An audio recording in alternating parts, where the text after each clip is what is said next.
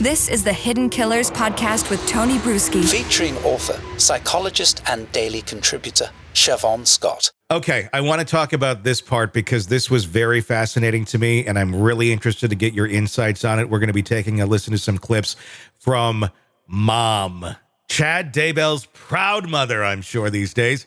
And her entrance into the world of Lori Vallow Daybell and the moment that she meets her at a Texas Roadhouse. Of 2019.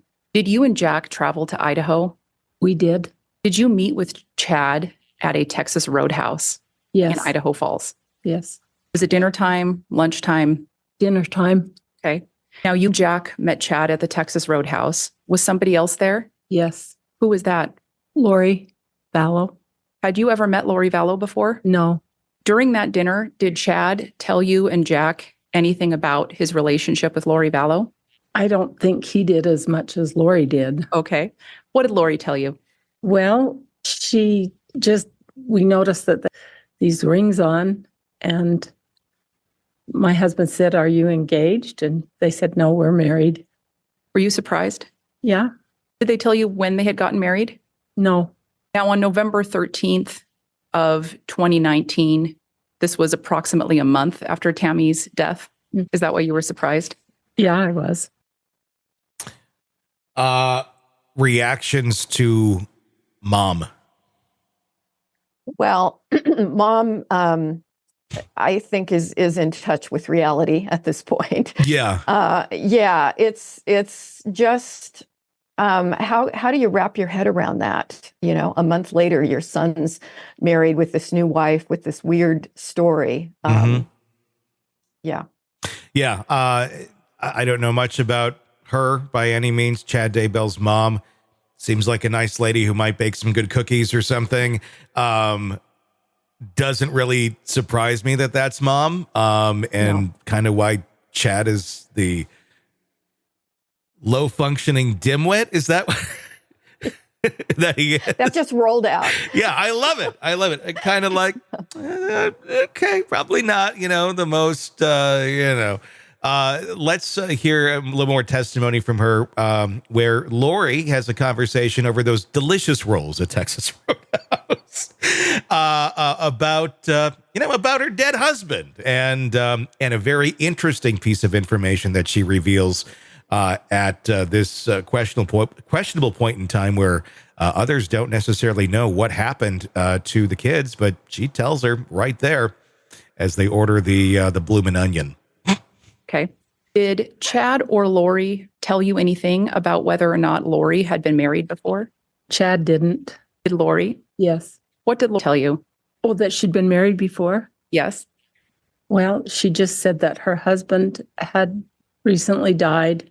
Did she say how he had died? Heart attack. When Lori said that her husband had died of a heart attack, what did Chad say, if anything? I don't remember any specific mention. Okay. And did Lori or Chad say anything about whether or not Lori had children? She said she had a daughter that had died. Do you remember how old that daughter was? She didn't say a date. Did she say anything about whether or not she had a young son? No. When Lori said that her daughter died, did Chad say anything that you recall? No, I don't think. At the end of that dinner, did you believe that Lori had a daughter who had died? Yes. That doesn't play too well for Chad. No. The daughter's dead. She's saying this at Texas Roadhouse as they're about to clap and do a birthday song.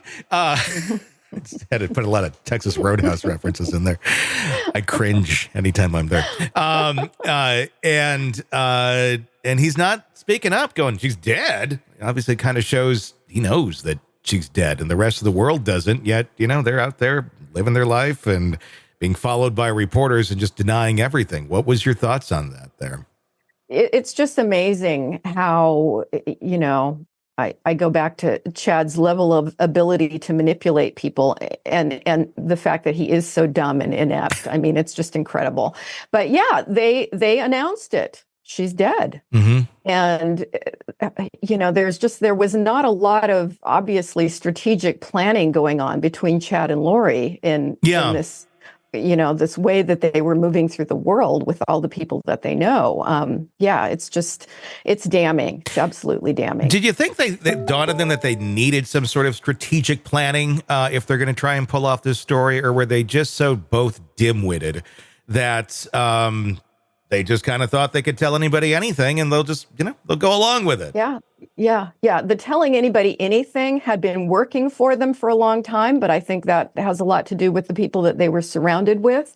And clearly they were dumb enough to think that they could just continue to do that and that it was going to work. And, it's really a combination of stupidity, mental illness, arrogance, narcissism, and it's just horrible. It's looking darker and darker for Chad as this continues on. Very much. And in terms of a jury really having any sort of pity for him when it comes to the question of the death penalty. Where do you think that's going to go as far as what we know right now?